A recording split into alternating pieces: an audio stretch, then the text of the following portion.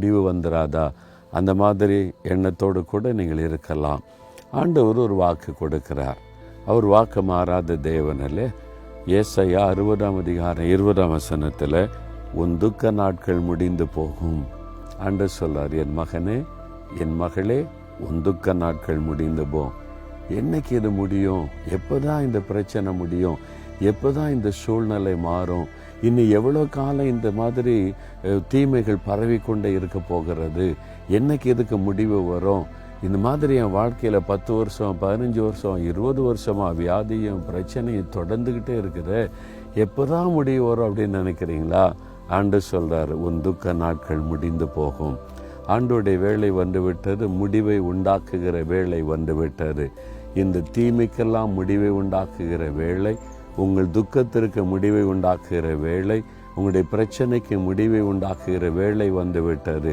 ஆண்டவர் உங்களுடைய தேவைகளை சந்திக்கிற வேலை வந்துவிட்டது. உங்களுடைய மனதை பாதித்து கொண்டிருக்கிற காரியத்துக்கு முடிவை உண்டாக்குகிற வேலை வந்துவிட்டது. அதனால தான் ஆண்டவர் சொல்கிறாரு, என் மகனே, உன் துக்க நாட்கள் முடிந்தது. இதுவரைக்கும் துக்கம் துக்கம் துக்கம்னு நாட்களை வேதனையோடு கடத்தி கொண்டு வந்தாய். என் மகளே, துக்கத்திலே வாழ்ந்து கொண்டிருக்கிறாயா? உன் துக்க நாட்கள் முடிந்து போகும் என்று ஆண்டவர் சொல்லுகிறார். நம்முடைய துக்கத்துக்கு முடிவை கொண்டு வர அவர் சிலுவையிலே நம்முடைய துக்கங்களை சுமந்தார். ஏசாயா 53:4 சொல்லுகிறது, நம்முடைய பாடுகளை ஏற்றுக்கொண்டு நம்முடைய துக்கங்களை சிலுவையிலே சுமந்தார். உங்களுடைய துக்கம், உங்களுடைய பாடுகளை சிலுவையிலே சுமந்து விட்டார். சிலுவையிலே தொங்கும்போது அவர் என்ன சொன்னார்? முடிந்தது. எல்லா பிரச்சனையும், போராட்டங்கள், வேதனைகள், நெருக்கங்கள் எல்லாத்திற்கும் சிலுவையில் அவர் முடிவு கட்டிவிட்டார். அதனால தான் சொல்லுகிறார், உன் துக்க நாட்கள் முடிந்து போகும் என்று சொல்லி தைரியமாக இருங்க, சந்தோஷமாக இருங்க. முடிந்ததுன்னு விசுவாசிங்க. இந்த மாதத்தில் அற்புதமான மாற்றத்தை காண்பீங்க. இதுவரை தொடர்ந்து வந்த இந்த தீமைகள், பிரச்சனைகள், போராட்டங்கள் எல்லாம் முடிவடைந்து விடும். விசுவாசிக்கிறீங்களா?